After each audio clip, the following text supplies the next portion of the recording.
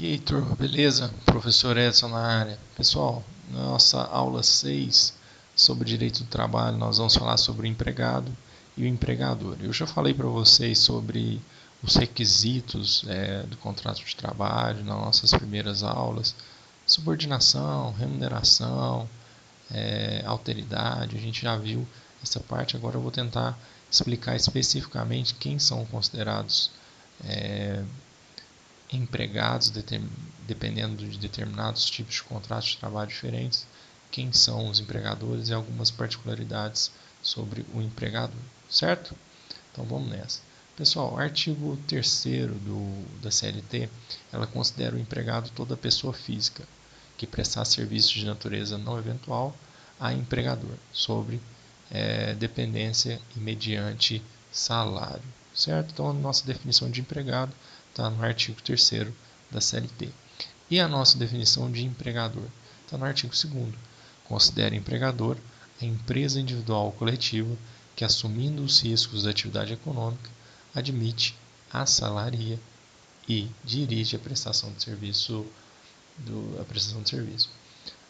O parágrafo 1º do artigo 2º, ele coloca algumas possibilidades, algumas pessoas que se equiparam ao empregador para os efeitos da relação de emprego.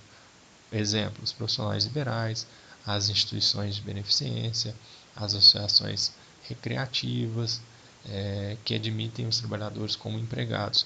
Eu acrescento aqui, mas não foi colocado porque ainda não houve uma alteração nesse sentido, que aqui também nós podemos incluir o empregador da empregada doméstica, certo? Nós vamos falar sobre o contrato posteriormente.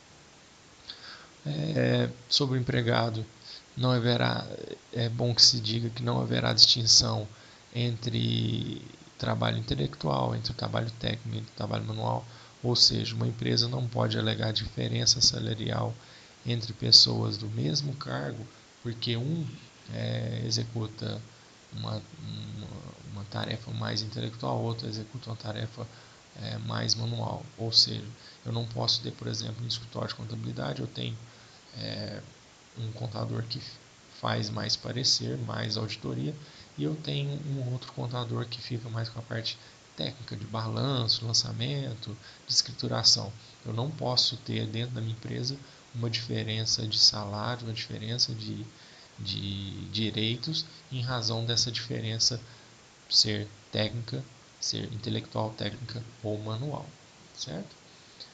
Sobre as espécies de trabalhadores, nós temos o empregado em domicílio, o teletrabalho, o trabalho à distância, que hoje está muito em voga, está muito na área e na arena, por conta do distanciamento social que nós estamos enfrentando pela pandemia, certo? São as pessoas que trabalham, que executam as suas tarefas em home office, de casa, certo? Só voltando aqui, tem uma questão interessante sobre que foi abordado na reforma trabalhista de 2017, que a pessoa que trabalha em domicílio não recebe hora extra, porque não é possível estabelecer quando ocorreu esse trabalho extraordinário. Eu vou falar para vocês quando a gente estiver falando de hora extra e quando a gente estiver falando sobre reforma trabalhista. No primeiro momento, vocês precisam entender as espécies de trabalhadores que nós temos. Então, nós temos o que? O empregado em domicílio. Nós temos o empregado doméstico, que eu falei para vocês, que uma gama de direitos foi acrescentados a esse trabalhador com a Lei Complementar 150 de 2015, direito a férias, 13º, seguro-desemprego, uma vasta gama de direitos foram acrescentados a essa classe de empregados. Como que eu sei que eu estou diante de um empregado doméstico? Quando ele presta serviço à pessoa da família sem o interesse da lucratividade. Então vamos lá, eu já até dei esse exemplo para vocês, vou tornar a repetir. Eu tenho uma empregada doméstica que faz comida em casa, que ela frita pastéis. Eu sou o morador dessa família, eu sou o contratante dela, eu sou a pessoa responsável por essa família e contratante dela.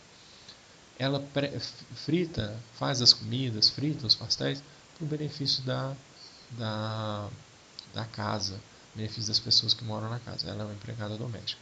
Se eu pedir para que ela frite pastéis, para que eu venda, aí eu estou desconfigurando a relação de empregado doméstico e estaria configurando uma configuração de empregado trabalhista simples, previsto na CLT com todos os direitos, inclusive salarial, pisos da categoria e tudo mais, certo?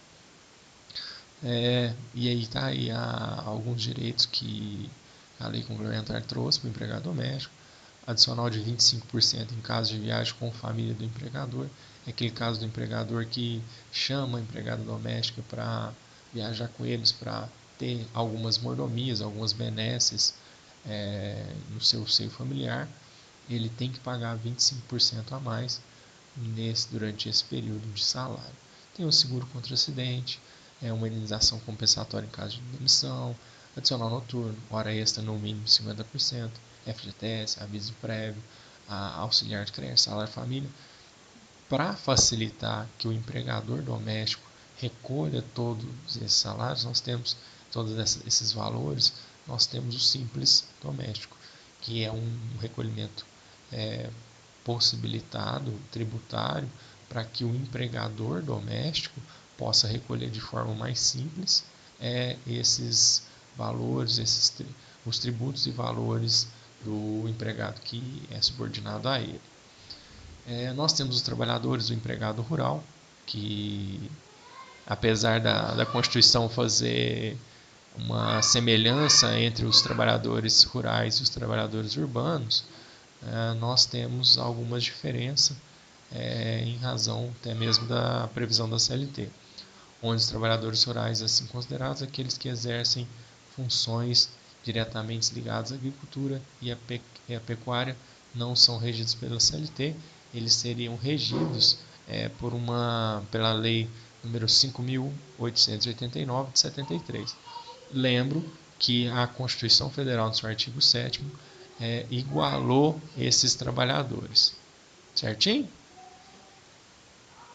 Pessoal, nós também temos o empregado público, que é o servidor público de estados da União, estados e municípios e suas autarquias. Nesse caso, o empregado público, nós temos dois tipos de empregado público. Os que são regidos pela CLT e os que não são regidos pela CLT. Os que não são regidos pela CLT, eles são servidores estatutários, eles têm estatuto próprio que regulamenta o seu direito trabalhista, vamos assim chamar, certo? Então, existem dois tipos de empregado público. Aqui eu estou citando para vocês o que são regidos pelo estatuto próprio do funcionalismo público. Quando esses servidores eles estão ligados a autarquias, a fundações públicas, a administração indireta ou administração direta. Quando esses empregados públicos estão ligados a empresas públicas, sociedade de economia mista ou empresa pública propriamente dita, eles são regidos pela CLT. Nós temos aqui o trabalho temporário, que é quando a pessoa física é contratada por uma empresa para um determinado período, para uma prestação de serviço destinado a atender uma necessidade transitória da empresa. Essa possibilidade é prevista na Lei 6.019 de 74, que basicamente possibilita que uma empresa contrate uma pessoa para trabalhar em determinados períodos específicos a depender da necessidade da empresa. Por exemplo, as pessoas que trabalham em colheita de café, elas trabalham em determinados períodos do ano, certo? Nós temos aqui o trabalhador autônomo, que não se aplica a CLT. Segundo a Lei Previdenciária 8.212, é uma pessoa física que exerce por conta própria a atividade econômica de natureza urbana, com fins lucrativos ou não. É um contratante, é o tipo de contrato de um representante comercial. Como que ocorre com o motorista de aplicativo? Segundo o STJ, o TST, o entendimento é de que motorista de aplicativo é um trabalhador autônomo.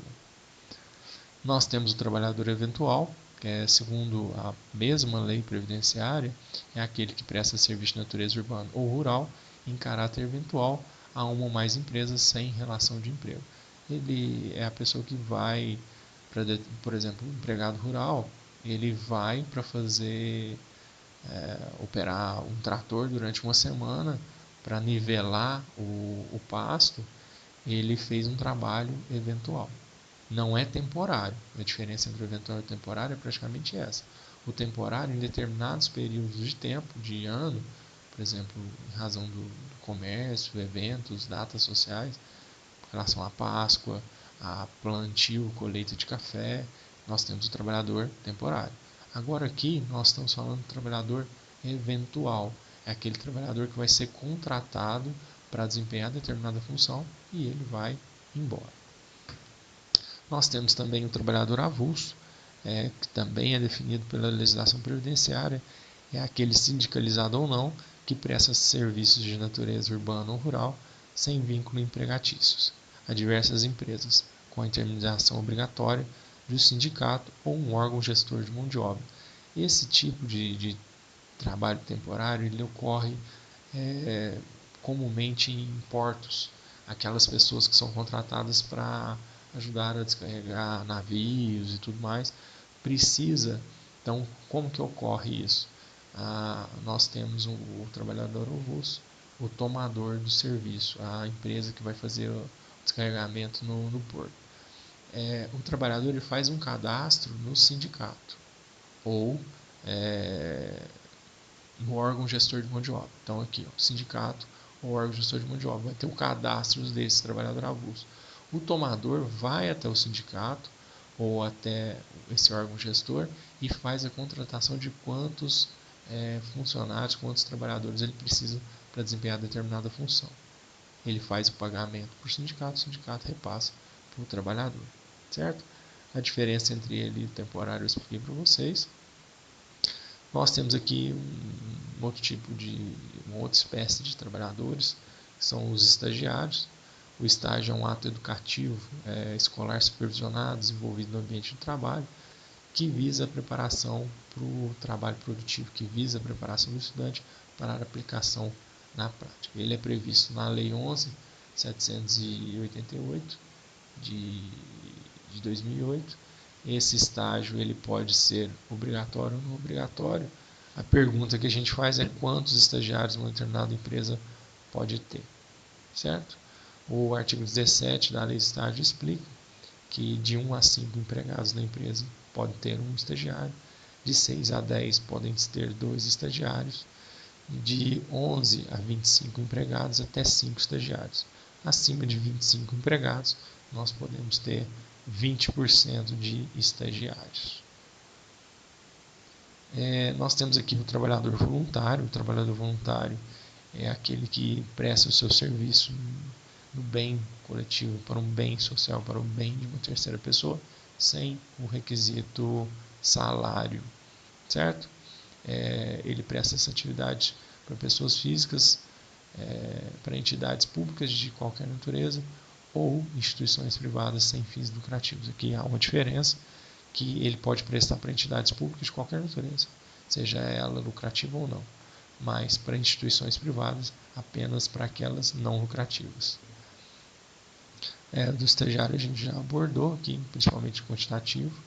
Nós temos uma outra questão agora com relação aos empregadores, que é o dono da obra.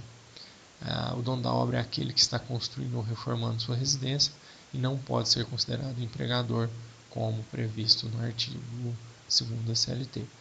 É claro que aquela empresa que vive para fazer obras, que vive para fazer construção, ela pode ser empregador. Mas aquele que contrata um pedreiro, contrata um mestre de obra para fazer determinada obra na sua casa própria, ele não é um empregador, segundo a CLT. Ele vai ter que arcar com todos os direitos trabalhistas, mas ele não é considerado um empregador.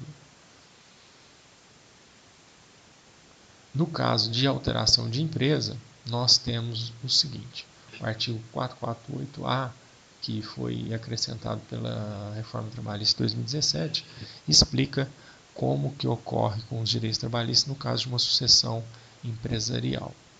Em resumo, todos os direitos dos empregados que trabalhavam para a empresa sucedida são de responsabilidade do sucessor, ou seja, todo mundo que adquiriu todos os direitos trabalhistas, eles serão pagos pela empresa que sucedeu a empresa anterior.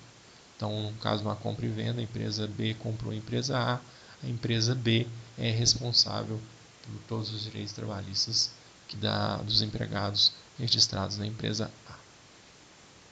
Sobre o poder de direção do empregador, ele pode ser dividido em três possibilidades. Poder de organização, onde o empregador ele tem o direito de organizar o seu empreendimento da melhor forma possível, vindo a ter prejuízo ou não. Não cabe ao empregado decidir se está correto ou não. Quem organiza o empreendimento é o empregador. Quem controla não só tudo, os clientes, mas também como devem agir os empregados, é o empregador pelo poder de controle. E o empregador ainda tem poder disciplinar, que ele pode aplicar penalidades ao empregado. Penalidades de suspensão, advertência e tudo mais, nós vamos falar posteriormente. Galerinha, muito obrigado, um abraço para vocês, até mais.